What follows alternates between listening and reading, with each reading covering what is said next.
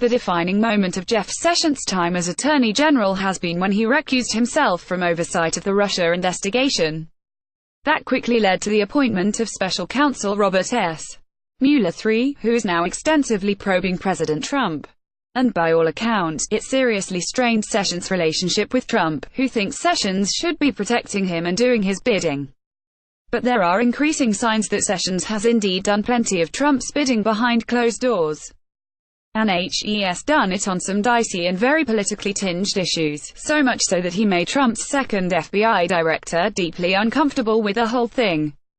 The Post's Devlin Barrett and Philip Rucker report that Sessions has pressured FBI Director Christopher A. Wray to get rid of his deputy Andrew McCabe, a holdover from James B. Comey's FBI and favorite target for Republicans alleging bias in federal law enforcement. Some have reported that Wray even threatened to resign. The Post is reporting that he did not explicitly do so. Here's the meat of it all. Sessions, Republican lawmakers and some members of the Trump administration have argued for weeks that Wray should conduct some kind of house cleaning by demoting or reassigning senior aides to his predecessor, Comey, according to people familiar with the matter. These people added that Sessions himself is under tremendous political pressure from conservative lawmakers and White House officials who have complained that the bureaucracy of federal law enforcement is biased against the president. Trump has made no secret of his distaste for McCabe, even tweeting about it repeatedly after McCabe announced last month that he would soon retire, when he becomes eligible for full pension benefits. Trump's tweets date back to the summer and have focused on McCabe's wife's run for the Virginia state legislature as a Democrat and ties to Hillary Clinton. Trump has even explicitly suggested both Sessions and Wray get rid of McCabe. Trump retweeted this last month. In other words, Trump has publicly stated his preference for Sessions to try to get rid of McCabe, and he has suggested Wray do it as well.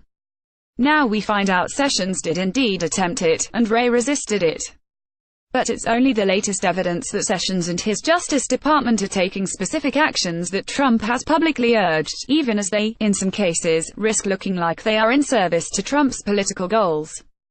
The New York Times reported recently that a Sessions aide went to Capitol Hill last year seeking derogatory information about Comey at a time when Trump clearly had his eyes on firing Comey.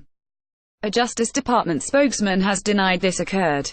There are also reports that the Justice Department is considering a revival of its investigation into Hillary Clinton's emails, which Trump has repeatedly called for.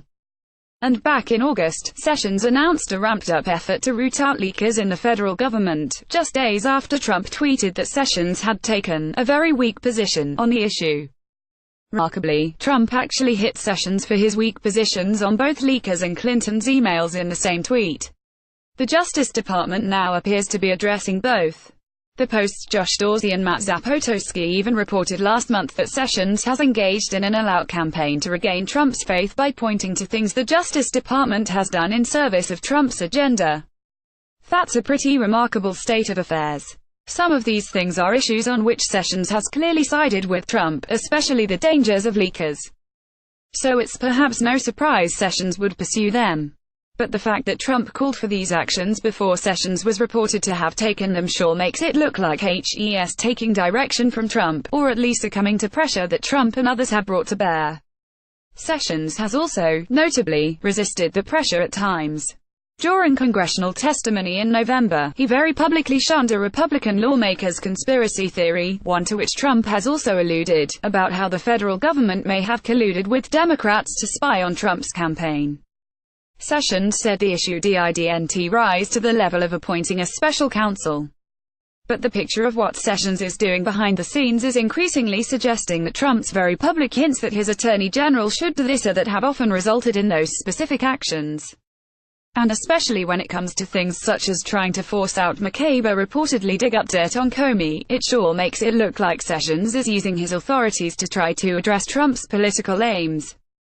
And for an attorney general who leads the federal law enforcement that is currently investigating the president and his team, that's a perception problem, at best.